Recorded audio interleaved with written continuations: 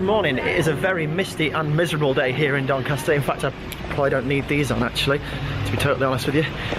Genuinely very, very cold. There's like a light rain. You might be able to see some on the lens if I do that. Sorry, I'm just getting someone shouting at me. So yeah, they were just shouting, hey, subscribe to my channel, which you should. So I'm heading to Dreambakes now to get myself a coffee because I'm doing a lot of singing this afternoon. Figured I could start the day in the right way.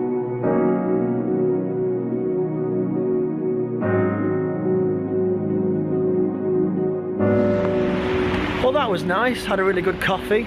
I think it's good on days like this when you know you've got a lot to do, that you should actually go in and actually have an hour to yourself, you know, a bit of nourishment. So I've got some cake as well to enjoy. But yeah, I feel like I'm ready to start singing. Also, it is ridiculously rainy now. Like, I'm glad that I'm going to be inside for the rest of the day, put it that way.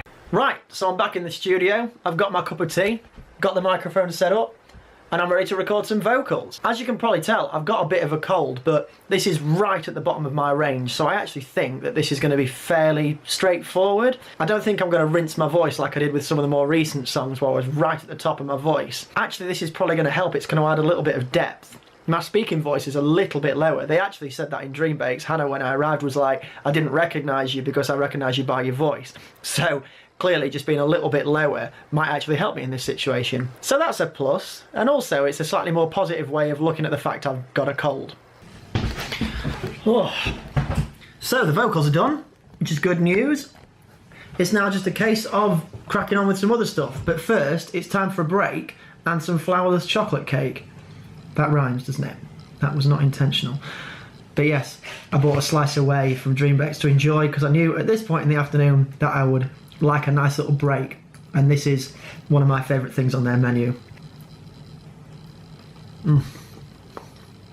Right, so it's time to record the bass. Now, oh, hello, echoey voice.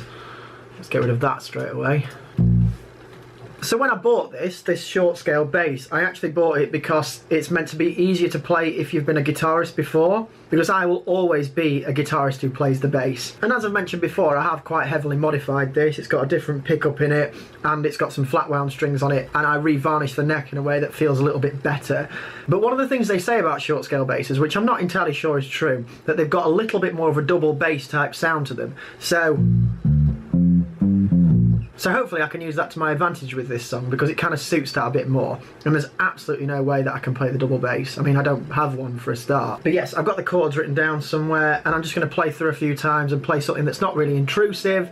Now that the vocals are on there, it's going to be easy to play around them. So here we go. So the bass guitar is done. That really didn't take me long. It's quite a simple part. It just needed to be there as like a foundation.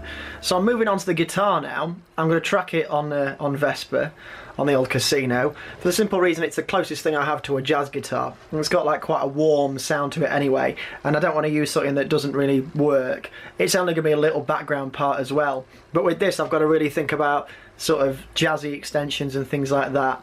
Just make it sound a little bit more colourful, but again without detracting too much from what's going on in the vocal. So I hope you like jazz, because it's jazzy guitar time.